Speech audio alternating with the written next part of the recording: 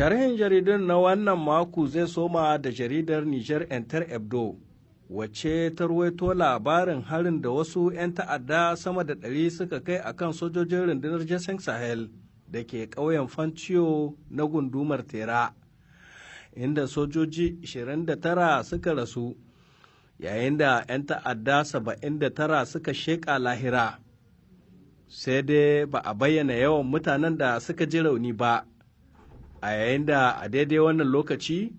wasu 'yan bindiga suka bi gida-gida a wasu garuruwa 4 na karkarar Anzurin jihar Tilaberi, suna karɓar haraji a hannun bayan Allah. Kuma a cewar wata majiya, kwana suka yi 'yan bindigar suna tattara kuɗaɗen jama'a hankali kwance kafin a washe gari su juya zuwa inda suka fito. Jaridar ta ce wannan hari da aka kai wa rundunar Jason Sahel na wakana ne kwanaki kaɗan bayan da masu zanga-zanga suka datse wa motocin sojan Faransa hanya a garin Tera, inda mutum 3 suka rasu, sannan da dama suka ji ciwo. Jaridar L'Eclosion ta ce kakakin rundunar sojan Faransa ya yi babbar kaɓa a game da abubuwan da suka wakana a Tera.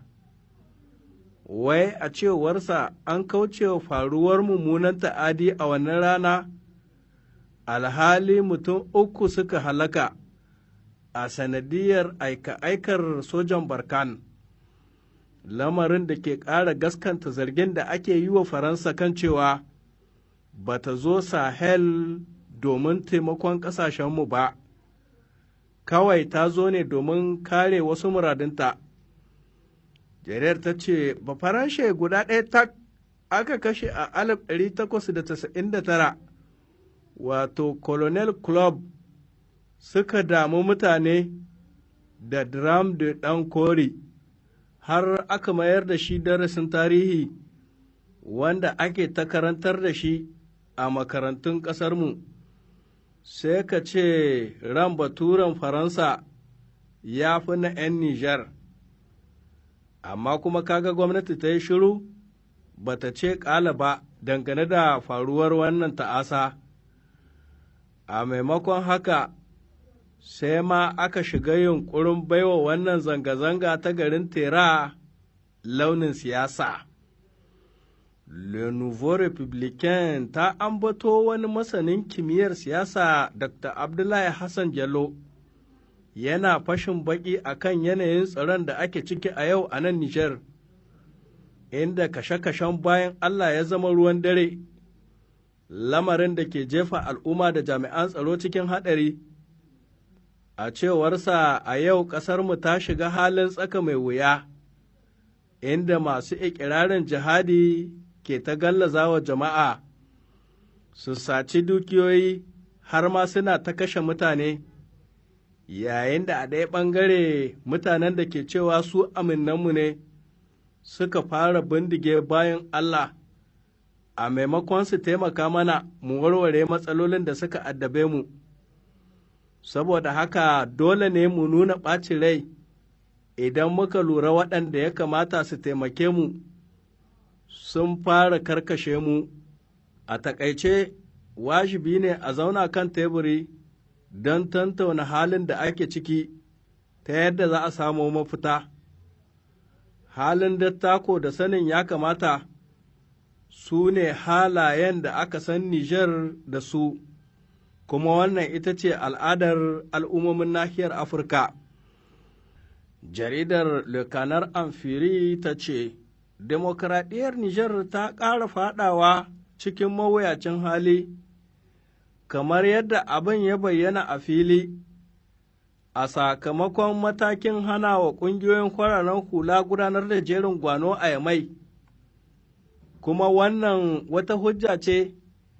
da ke nunin har abada hukumomi ba za su taɓa amincewa ba a yi wani abin da zai taɓa muradinsu, amma kuma ko a yarda ko kada a yarda, aƙidar ƙyamar ƙasar Faransa na nan a zuciyar jama'ar ƙasashen wannan yanki. al'ummomi sun ƙosa da katsalandan ɗin Faransa da kuma yadda ƙasar take tawawushe mana arzikin ƙarƙashin ƙasa.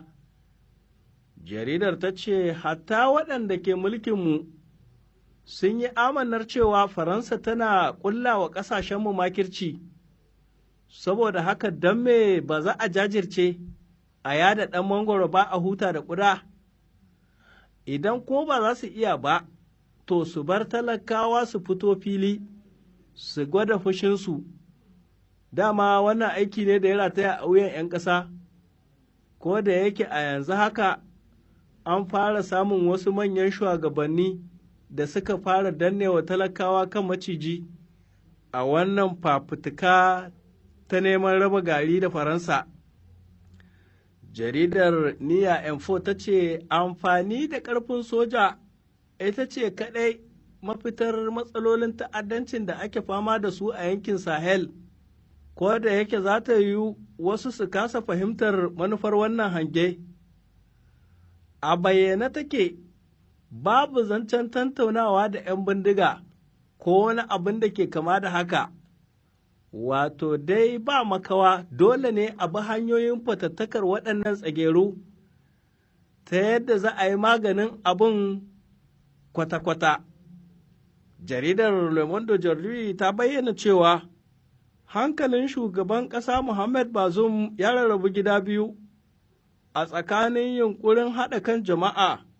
da ƙoƙarin ci gaba da ayyukan da shuɗaɗɗiyar gwamnatin ta gudanar a baya, kuma a yadda ya nuna aniyar samar da wadatattun kayan yaƙi ga sojoji, kamar yadda 'yan ƙasa ke ta kira a kai, wani abu ne da ke ƙara bambanta shi da mutumin da ya gada a karagar shugabancin ƙasa, domin shi wancan a shekaru 10 na mulkinsa ba abin da aka yi face karkata akalar kuɗaɗen da aka yi tanadi domin sayan makamai. Jaridar ta ce ɗaukan matakan haɗa kan 'yan ƙasa wani abu ne da ya zama wajibi ga shugaban ƙasa a yau, kamar yadda wasu abokansa ke ta bashi shawara a kai, saɓanin yadda tsohon shugaban ƙasa ya yi ta rarraba kawunan 'yan ƙasa a zamaninsa, har ma a kan batutuwan da ya kamata 'yan ƙasa su yi wa taron dangi. To yanzu dai watanni 4 kacal suka rage shugaba Muhammad Bazoum ya cika shekara guda a kan karagar mulki, saboda haka ya zama wajibi ya yi wasu muhimman abubuwan da za a iya sakawa a bitar ayyukan da ya yi wa ƙasa a tsawon wannan lokaci. To a nan za mu tsagaita da sharhin jaridun labari na wannan, da fatan za a kasance da mu a wani satin na gaba domin jin wani sabon sharhin da yardar Allah.